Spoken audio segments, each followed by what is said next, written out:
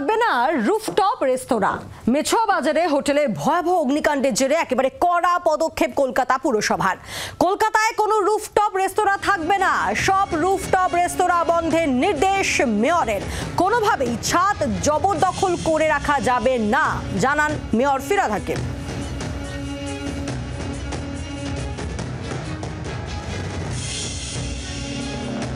আমরা আজকেই একটা নোটিফিকেশন বার করে দিয়েছি যে ছাদ মানে কমন এরিয়া।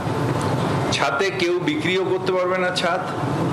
ছাদ কমন এরিয়া হিসেবেই গণ্য হবে, প্ল্যানের মধ্যেও গণ্য হবে কমন এলাকা হিসেবে।